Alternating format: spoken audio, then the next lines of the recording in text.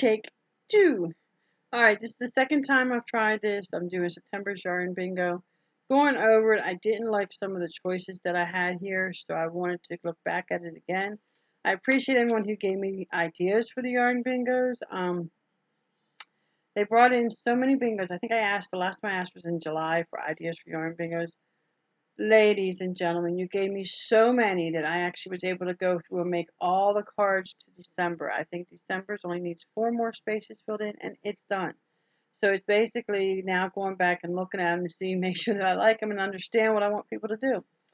So I got all the way through, and I'm down in the last row reading it, and I'm like, some of these need a little bit more explanation, but I need to really go look and explain them to myself first before I can explain them to somebody else. So I'm going to go through them again, going from left to right. And I want to shout out to New Zealand, Rosanne, Rosanne. Almost spelled the name wrong. In July, I thanked her for helping me, making me aware that the card actually went around the world, not just here in the United States. So I thanked her. But in the conversations that we had, there were a lot of things she couldn't do or wasn't doing because for us in the United States, we are going through summer right now. In New Zealand, they're going through wintertime.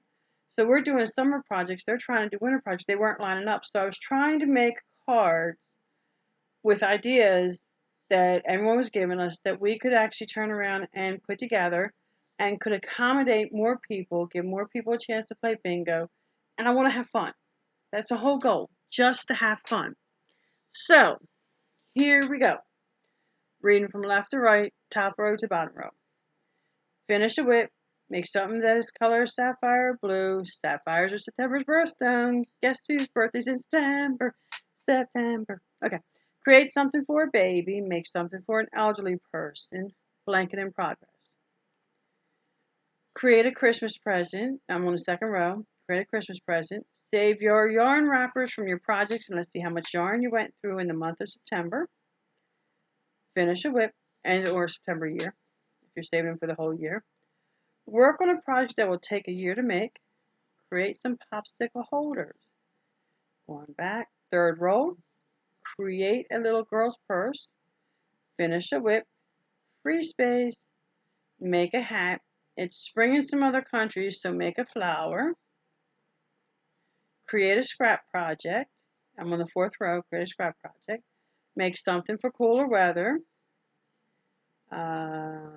Create something with a lamb or sheep in it, on it, or it is one.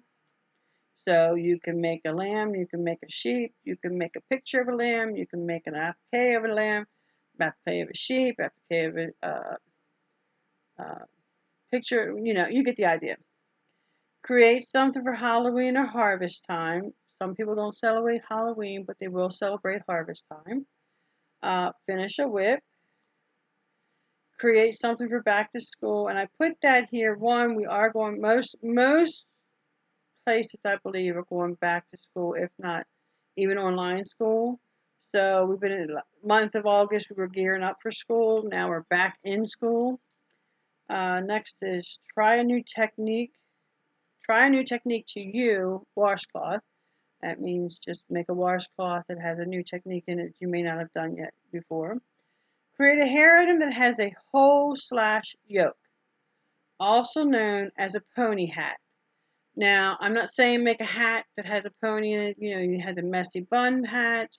There's a whole bunch of stuff out there. Something that can actually have a ponytail come out of the top. That's what we're looking for. Finish whip. Make something in fall colors. Now, I was going to change that. It was that was like one of the third ones that caught me up that I was going to change. But I have up here, it's spring in some other countries. Let's make a flower. This one was make something in fall colors.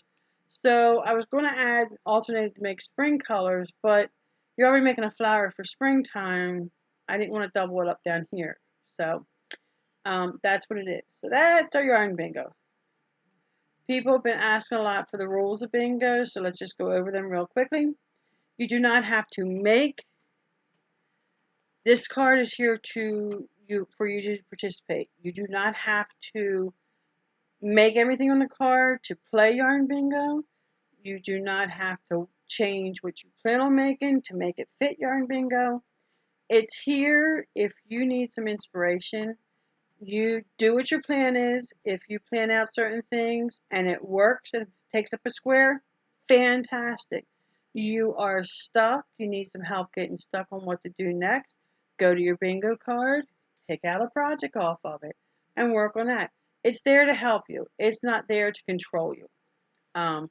We want to have a lot of fun with it. It's nice then when people actually do stuff that you can see each other's work.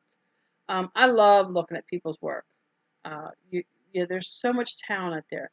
It's centered around yarn. Now, to me, yarn means crochet, knitting, loom knitting, cross stitch, needle point.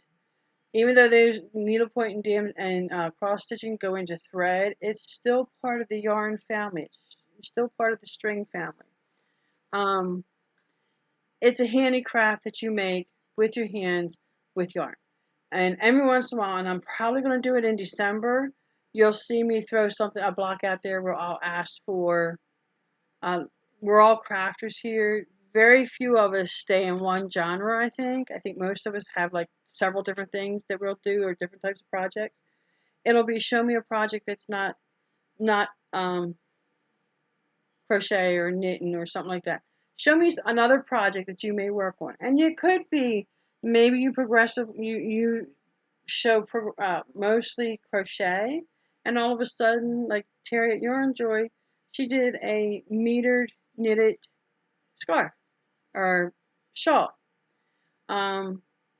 It was something she normally wouldn't do, and she decided to do it. She's still doing crafts, it's a craft. So you may see me do a blank like that, not a blank, a square like that in December's card, because like I said, 4 spots to fill up. So I have to come up with something. So this is for you to have fun. The yarn card, the Yarn Bingo card generally comes out the first of the month. I try to get it out at between 12:01 and 12:15. Depends on how tired I am, how quickly I can get it passed through the family members. I have to pass it through to get it back to me so that I can save it on my phone in a different direction so that I can save it with you. And then I usually post the video and have the video come out. It comes out on my actual channel, and then I have to turn around and link it into the Facebook channel or Facebook Yarn Bingo group page.